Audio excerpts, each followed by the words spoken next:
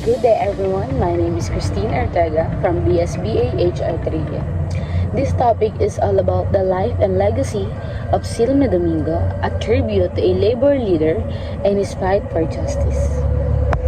Who is Silme Domingo? Silme Domingo was a Filipino-American labor activist and union leader who fight for the rights of immigrant workers, particularly Filipino cannery laborers in Alaska. As a reformer in Ilwu, Local 37, he worked to eliminate corruption and improvement working conditions. Beyond labor advocacy, he was a vocal critic in the Ferdinand Marcos dictatorship in the Philippines and supported the movement for democracy and human rights. In 1981, Domingo and fellow activist Jeans Biernes was assassinated in Seattle, a crime later linked to the Marcos regime. Despite his tragic death, his legacy continues to inspire labor movements and the fight for justice. Let me give you a short introduction for Silme Domingo.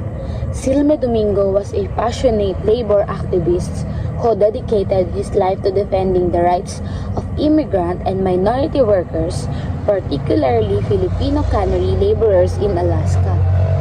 As a leader in the Ilwu, Local 37, he pushed for reforms to combat corruption and improve working conditions. Beyond labor rights, he was also a strong opponent of the Marcos dictatorship in the Philippines.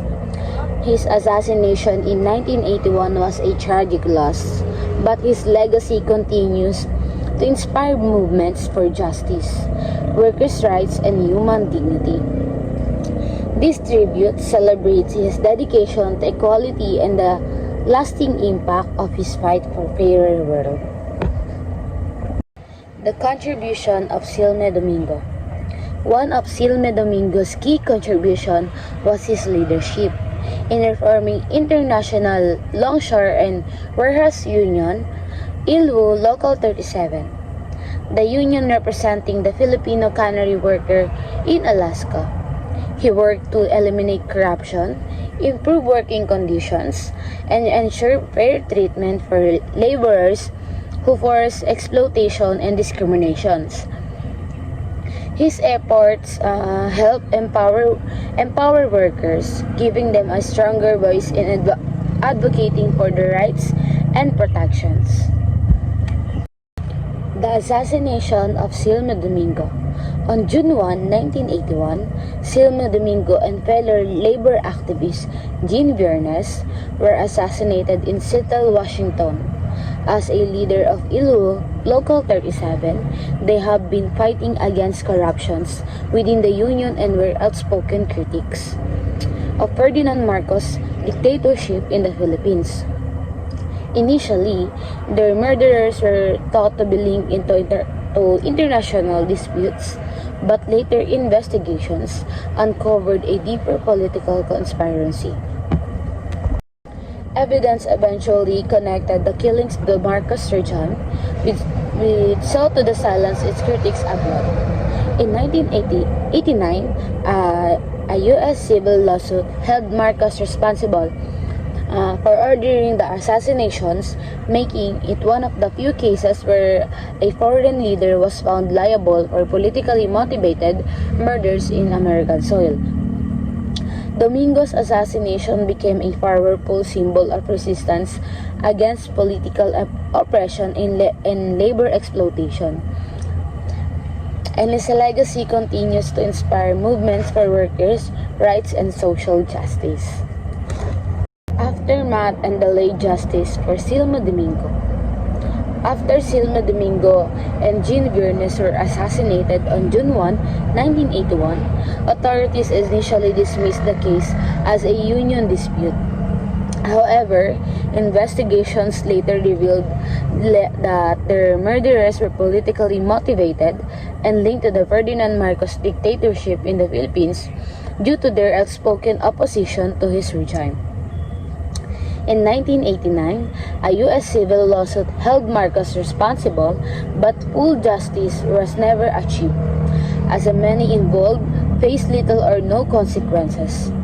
Despite these activists continue to fight for accountability, and their deaths become a powerful symbol for labor rights and political justice.